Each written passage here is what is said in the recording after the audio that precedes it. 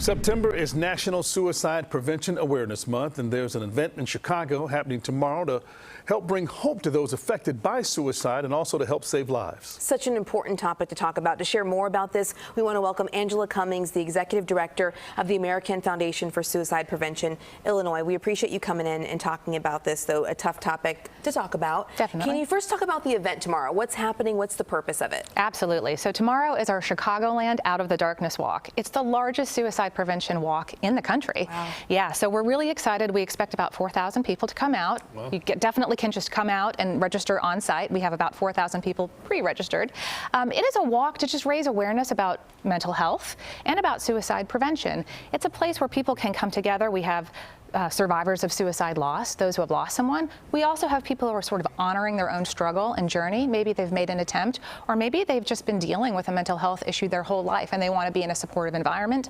We've also got a lot of mental health professionals who've seen all too clearly when you don't get the right help, unfortunately, where it can lead to, and educators, parents, anyone just interested in mental health and suicide prevention. Kind of like a big support group. And besides tomorrow's Out of the Darkness Walk, what does your foundation or organization do year-round to prevent suicides? I'm so glad you asked that. So we are a year-round organization, and we do a lot more than these walks, although the walks are a great event and very community-based and bring people together. So the American Foundation for Suicide Prevention has a mission to save lives and bring hope to those affected by suicide. And that's a big umbrella, and that's a kind of a big mission. We do that through research. American Foundation for Suicide Prevention is the largest private funder of suicide research in the world. Wow. And by doing actual research and putting some dollars towards research, we've been able to find ways to prevent suicide. A few key things that can really make a big difference and save a life. So that's our prevention education aspect of it.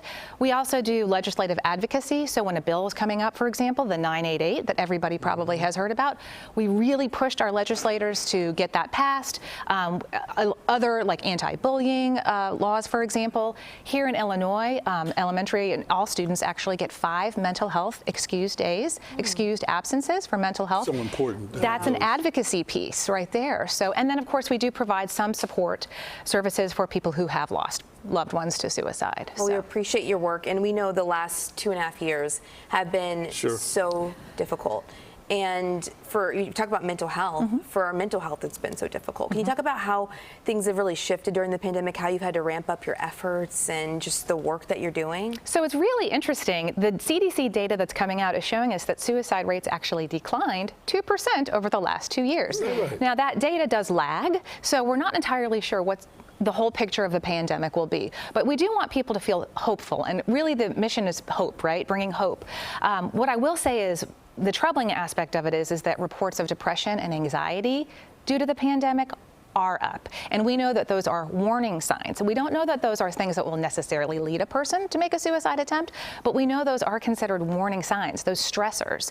And those reports of those stressors are, like you said, up due to the pandemic. So again, we've just been able, the pandemic was a silver lining in certain ways that we didn't expect. Telehealth for psychological services was something that an insurance company did not want to cover pre-pandemic. They did not think that it was acceptable that you would get psychological help over Zoom.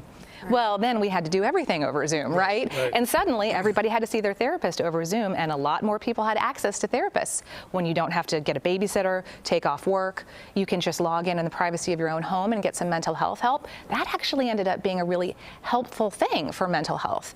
The other thing was just we were able to distribute our programs a lot more readily because of Zoom, for example. And just get 100 people on a program, and it'd be hard to get 100 people into a meeting space, for example, to deliver one of our programs. But log on in your lunch hour, we can give you a suicide prevention program. So. And very quickly, it's tomorrow a fundraiser as well, and if not, how can people also donate to the organization?